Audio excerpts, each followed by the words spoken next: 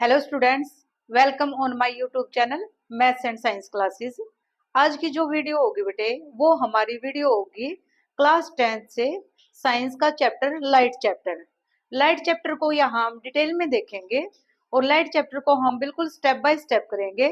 अगर आप ये वीडियो देखते हो लाइट चैप्टर की तो आपके लाइट चैप्टर से यहाँ से भी कॉन्सेप्ट क्लियर होंगे। तो देखो, लाइट चैप्टर का नाम क्या है? Light, reflection and refraction. Light के बहुत सारे फिनोमिना होते हैं, लाइक जैसे यहाँ लिखा हुआ है रिफ्लेक्शन, रिफ्रैक्शन, बट हमें यहाँ देखना है, इस चैप्टर में हम देखेंगे रिफ्लेक्शन एंड रिफ्रैक्शन के बारे में। बट इसको पढ़ने से पहले आपको लाइट के बारे में पता होना चाहिए कि लाइट क्या है। तो यहाँ लाइट की क्या डेफिनेशन लिखी हुई है आपके सामने? Light is a form of energy. Light एक एनर्जी की फॉर्म है which produce us sensation of vision. तो देखो, आपको डेफिनेशन है बेटा वो रटनी नहीं है, आपको समझना है कि ये डेफिनेशन क्या कह रही है। Light is a form of energy, ये एनर्जी की फॉर्म कैसे है? तो देखो, इस दुनिया में, इस यूनिवर्स में सभी ऑब्जेक्ट या तो मटेरियल से मिलके बने हुए हैं या किसी प्रकार की एनर्जी को यूज करते हैं। तो जैसे एक एग्जांपल लेते हैं, अगर मैं यहाँ आपके सामने आपको कुछ सिखा रही हूँ, यहाँ कुछ आपको समझा रही हूँ, तो उसके लिए मुझे किसकी जरूरत होगी? हमारी बॉडी मटेरियल से तो मिलकर बनी हुई है, बट इस बॉडी को वर्क करने के लिए एनर्जी की रिक्वायरमेंट होती है। यहाँ जो मैं एनर्जी यूज कर रही हूँ आपके सामने, मस्कुलर एनर्जी, यानी आपको पता है अगर आप वर्क करते हो तो आपकी कौन सी एनर्जी यूज होती है? Muscular energy. तो इसी प्रकार अगर हम इस ब्यूटीफुल वर्ल्ड को देख पाते हैं तो किसकी हेल्प से? देखते तो हम अपनी आंखों से हैं, लेकिन उसके लिए हमें क्या चाहिए? लाइट। अगर यहाँ कोई भी लाइट नहीं हो, बिल्कुल ये डार्क हो, तो आपको मैं दिखाई नहीं दूंगी और आप मुझे नहीं देख पाएंगे। तो अगर आप मुझे देख पा रहे हो यहाँ कैमरे में, तो किसकी हेल्प से? लाइट की हेल्प से। तो लाइट मेरे लिए यहाँ क्या वर्क कर रही है? एक एनर्जी का। तो light is a form of energy.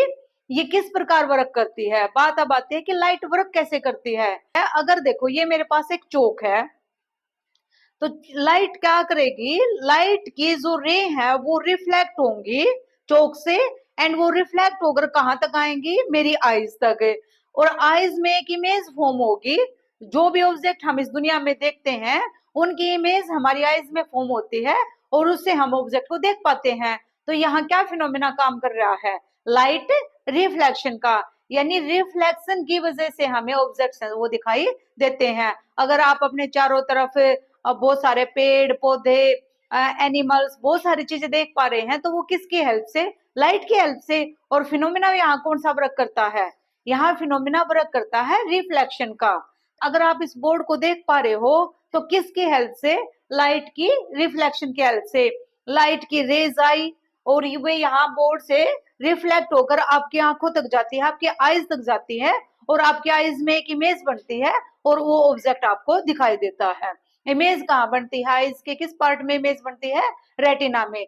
वो ह्यूमन आई जो चैप्टर है आपका, उसमें हम वहां डिटेल से देखेंगे। बेसिकली हम यहाँ पहले लाइट के बारे में थोड़ा सा, जो लाइट से रिलेटेड टर्मिनोलॉजी है उनको थोड़ा डिटेल में समझेंगे, तो आपको रिफ्लेक्शन और रिफ्रैक्शन अच्छे से समझ आएगा। अब बात ये आती है कि लाइट आती कहाँ से है? तो लाइट कहाँ से आती है? लाइट के कुछ सोर्स होंगे जहां से हमें लाइट मिलती है, जैसे सन से हमें लाइट मिलती है, और बहुत सारे ऑब्जेक्ट होते हैं इस दुनिया में जिनसे हमें लाइट मिलती है। अगर हम सोर्सेज की बात करें तो इस यूनिवर्स में दो टाइप के सोर्स होते हैं, first luminous and second non luminous. Luminous क्या होता है?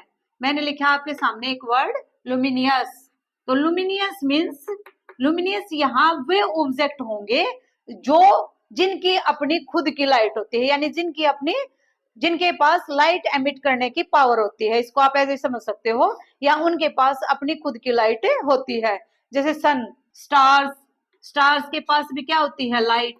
And electric lamp, electric lamp से की हेल्प से, अब यहाँ अगर इस रूम में हम देखें, इस रूम में सोर्स ऑफ लाइट क्या है? Electric lamps.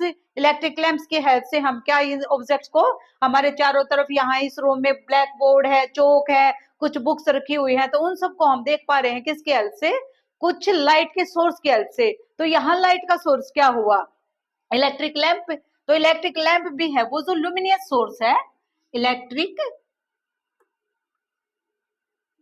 इलेक्ट्रिक लैंप, जैसे बर्निंग कैंडल, इस तरह के जो एग्जांपल होंगे वे क्या होंगे, luminous object. Luminous object means जिनकी अपनी खुद की लाइट होती है, sun, star and electric lamp. Sun and star जो यहाँ होंगे नेचुरल लुमिनियस ऑब्जेक्ट होंगे, क्योंकि ये नेचर से हमें मिलते हैं। बट इलेक्ट्रिक लैंप ये सिंथेटिक बोल सकते हो या आप इसको मेड बोल सकते हो। तो इस तरह के जो ऑब्जेक्ट होंगे वे सिंथेटिक लुमिनियस ऑब्जेक्ट होंगे। सेकंड हमने बोला था non luminous. Non luminous, non luminous means जो ऑब्जेक्ट, जिन ऑब्जेक्ट के पास अपनी खुद की लाइट नहीं होती, जैसे बुक, ये black board, would, chair and tree, इस तरह के जो एग्जाम्पल हैं जिनके पास अपनी खुद की लाइट नहीं होती, उनको बोला जाता है non luminous object. Non luminous जो ऑब्जेक्ट होते हैं उनको हम देख पाते हैं किसकी हेल्प से, लाइट की हेल्प से। तो हमने देखा कि light is a form of energy, and हमने देखा कि लाइट के कुछ सोर्स होते हैं जहां से आपको लाइट मिलती है। अब हम बात करेंगे लाइट के मीडियम की। मीडियम मीन्स लाइट हम तक पहुंचती कैसे है। लाइट अगर पृथ्वी तक, अर्थ पर पहुंच रही है तो वो किस प्रकार पहुंच रही है। अर्थ पर आपको पता है कि कुछ एटमॉस्फेयर है, बट सनलाइट है जो वो ट्रेवल करती है विदाउट एनी मीडियम। कोई आपसे क्वेश्चन पूछे कि लाइट जो ट्रेवल करती है वो कैसे ट्रेवल करती है, तो लाइट प्रोपोगेट करती है without any medium. Any medium means अगर हम यहाँ इस रूम में वैक्यूम क्रिएट कर दें, तो अगर हम यहाँ पर एक दूसरे से बात करें वैक्यूम रूम में, तो हम एक दूसरे की आवाज नहीं सुन सकते। आपको और हमें सिर्फ और सिर्फ लिपसिंग होती हुई दिखाई देगी, बट हम एक दूसरे की जो साउंड है वो नहीं सुन पाएंगे। बट अगर हम देखें लाइट, अगर वैक्यूम भी है इस रूम में, तो लाइट यहाँ आपको दिखाई देगी। तो इट मीन्स लाइट को ट्रेवल करने के लिए, लाइट को मूव करने के लिए किसी मीडियम की नीड नहीं होती। तो लाइट है जो वो विदाउट मीडियम भी प्रोपोगेट कर सकती है। तो आपने साउंड चैप्टर में पढ़ा होगा कि साउंड को प्रोपोगेट करने के लिए मीडियम की रिक्वायरमेंट होती है। अगर कोई आपसे पूछे कि लाइट को प्रोपोगेट होने के लिए किस मीडियम की रिक्वायरमेंट होती है, तो आपका आंसर क्या होगा कि लाइट विदाउट किसी मीडियम के मूव कर सकती है। तो लाइट की अगर हम थोड़ी सी हिस्ट्री देखें, तो लाइट को फर्स्ट ये बताया गया कि लाइट जो है वो प्रोपोगेट करते हैं स्ट्रेट लाइन में। स्ट्रेट लाइन मींस अगर कोई ये एक लाइन है, इसको ऐसे देखो, स्ट्रेट लाइन है ये, तो लाइट प्रोपोगेट मींस लाइट की मूवमेंट जो होती है वो स्ट्रेट लाइन में होती है। लेकिन बाद में बहुत सारे साइंटिस्ट आए, एक्सपेरिमेंट हुए, तो वहां उन्होंने बताया कि लाइट है जो वो कुछ पार्टिकल से बनी हुई है, और जो लाइट के पार्टिकल होते हैं उनको क्या बोला जाता है, फोटोन। लाइट के पार्टिकल को क्या बोला जाता है, फोटोन। फिर बाद में देखा गया कि जो लाइट के पार्टिकल हैं फोटोन, उनकी लाइट के पार्टिकल की जो मूवमेंट है वो मूवमेंट करते हैं लाइक वेव। फिर थोड़ी ये आई, ये बताया गया कि जो लाइट है उसका जो नेचर है वो ड्यूल नेचर है। ड्यूल नेचर मीन्स दो टाइप का नेचर है लाइट का, यानी लाइट के पास कुछ पार्टिकल भी होते हैं, और लाइट के जो पार्टिकल है उनको क्या बोला जाता है, फोटोन। एंड फोटोन की अगर मूवमेंट हम देखें तो फोटोन की जो मूवमेंट होती है लाइक ऐसे वेव की तरह वो मूव करते हैं। तो ये देखा आपने कि जो लाइट है उसका जो नेचर होता है वो ड्यूअल नेचर होता है, उसके पास पार्टिकल भी है, पार्टिकल की मूवमेंट है वो वेव की तरह है। तो हमने देखा कि मीडियम की जरूरत नहीं है लाइट को। अब बात आती है कि किस तरीके के मीडियम से लाइट किस प्रकार ट्रेवल करती है। मीडियम होते हैं आपके पास तीन तरह के, ट्रांसलूसेंट, ट्रांसपेरेंट एंड ओपेक। इनको देखते हैं डिटेल में। First is transparent medium, transparent medium, and second is translucent medium, and third is opaque medium. Transparent medium, transparent medium क्या होते हैं, ऐसे मीडियम जो लाइट को इजिली मूव करने देते हैं। इजिली मूव मीन्स लाइट को हम तक पहुंचने देते हैं। तो जैसे एयर है, एयर के पार्टिकल्स होते हैं वो लाइट को इजिली मूव करने देते हैं। एयर, वाटर एंड ग्लास, ये ऑब्जेक्ट जो होते हैं ये ट्रांसपेरेंट मीडियम होते हैं। ट्रांसलूसेंट, ट्रांसलूसेंट जो मीडियम के ऑब्जेक्ट होते हैं वे पार्शियली बिहेव करते हैं। पार्शियली मींस वे लाइट की कुछ अमाउंट तक को हम तक पहुंचने देते हैं, एंड कुछ अमाउंट को वे इजिली मूव नहीं करने देते। जैसे अगर आप एक पेपर लेके देखते हो, तो पेपर को अगर आप अपने सामने ऐसे रखते हो तो आपको सामने वाला पार्शियली दिखाई देगा, यानी आपको वो अच्छे से दिखाई नहीं देगा। आप ऐसे बता सकते हो कि हाँ मेरे सामने कोई ऑब्जेक्ट है, किसी ऑब्जेक्ट की रिफ्लेक्शन है, लेकिन आप उसको पहचान के नहीं बता सकते कि ऑब्जेक्ट क्या है। तो इस तरह के जो मीडियम होते हैं उनको बोला जाता है ट्रांसलूसेंट। जैसे example, paper and ground glass. Ground glass आपने देखा होगा, ये पार्शियली बिहेव करते हैं। बात आती है ओपेक। ओपेक मीन्स ऐसे ऑब्जेक्ट जो लाइट को बिल्कुल मूव नहीं करने देते, यानी अपने लाइट को वो अपने अंदर से बिल्कुल आर पार नहीं होने देते। अगर मैं यहाँ आपके सामने, अब मेरे सामने अगर मैं कोई वुडन ब्लॉक या किसी प्रकार की कोई बुक लेके अगर मैं यहाँ हूँ, तो मैं आपको दिखाई नहीं दूंगी। क्यों नहीं दिखाई दूंगी? क्योंकि लाइट है वो मुझ तक नहीं पहुंच पाएगी। वुडन ब्लॉक मेरे सामने है, वो लाइट को क्या करेगा, रिफ्लेक्ट करेगा, और लाइट को वो मुझ तक नहीं पहुंचने देगा। तो उससे क्या होगा, रिफ्लेक्शन की वजह से मैं आपको दिखाई नहीं दूंगी, यानी वो लाइट को मुझ तक पहुंचने ही नहीं देगा। इस तरह के जो ऑब्जेक्ट होते हैं उनको क्या बोलते हैं, ओपेक। ओपेक मीन्स ऐसे ऑब्जेक्ट जो लाइट को अपने अंदर से मूवमेंट नहीं करने देते। जैसे एग्जांपल हम देख सकते हैं, वुड, बुक, चेयर, ऐसे आप कोई भी एग्जांपल देख सकते हो। अब बात आती है ओपेक। वो अगर हम ओपेक में देखें तो ओपेक का सबसे अच्छा ऑब्जेक्ट क्या होता है, मिरर। मिरर आपने सबने देखा होगा, आप सभी के घरों में होगा मिरर। तो मिरर में हम क्या देखते हैं, रिफ्लेक्शन की वजह से हम अपनी इमेज देखते हैं। तो इमेज हमें किस प्रकार दिखाई देती है, मिरर से कोई रे ऑफ लाइट, यहाँ इंसिडेंट रे ऑफ लाइट यहाँ के आके टकराई, एंड वो बाउंस बैक मीन्स यहाँ से रिफ्लेक्टेड होगी, और रिफ्लेक्शन की वजह से हमें क्या दिखाई देती है, इमेज। ऐसे ऑब्जेक्ट जो रे ऑफ लाइट को क्या करते हैं, रिफ्लेक्ट। तो इस तरह के जो ऑब्जेक्ट है उनको बोलते हैं ओपेक। तो ये आपने देखा transparent, translucent and opaque medium.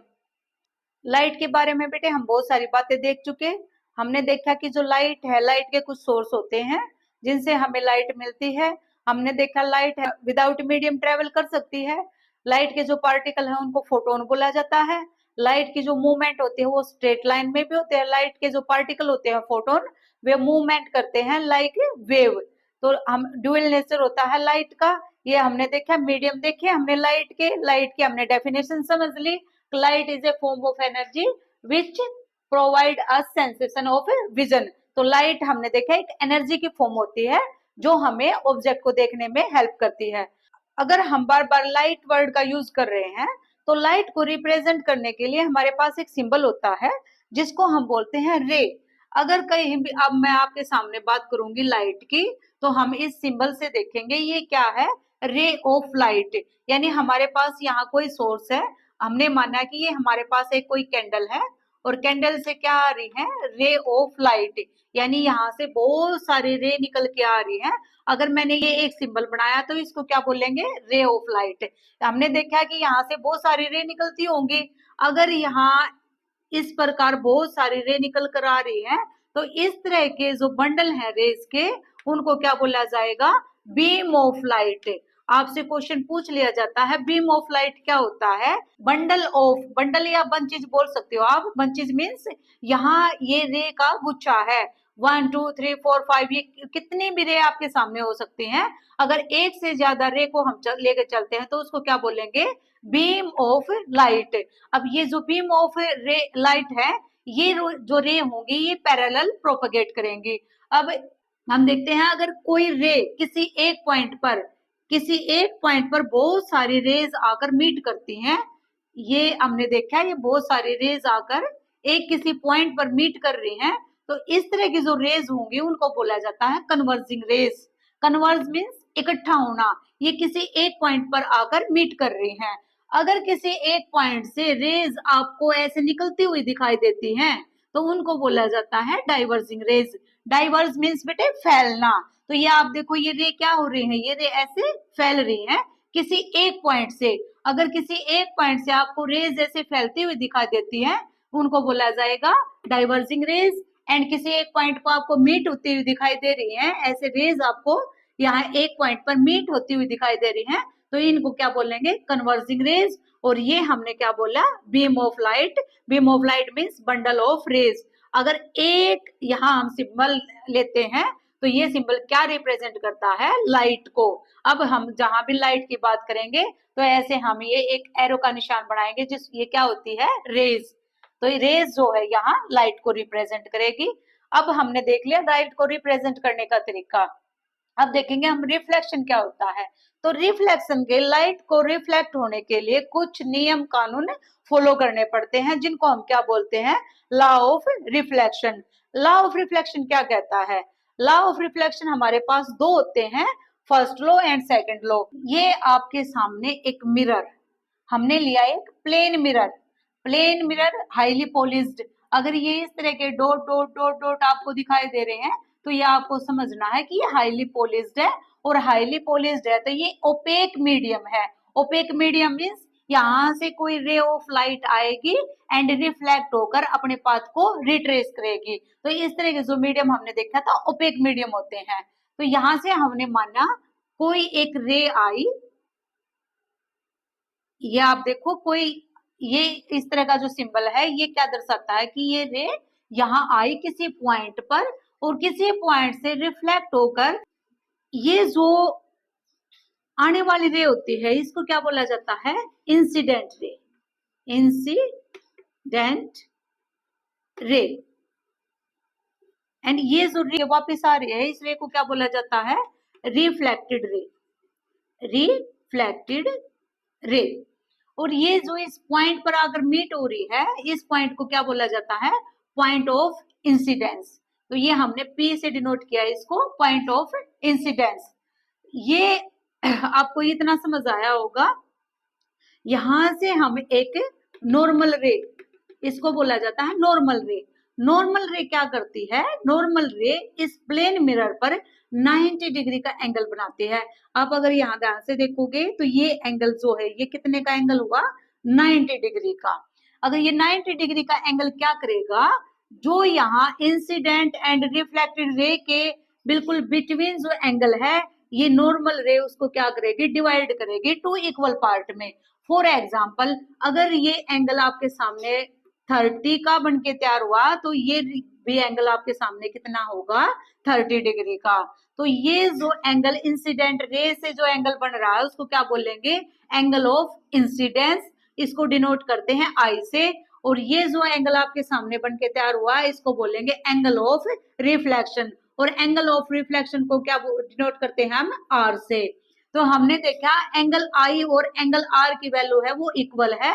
अगर फॉर एग्जांपल ये 45 डिग्री का है एंगल आई तो एंगल आर भी 45 डिग्री का ही होगा।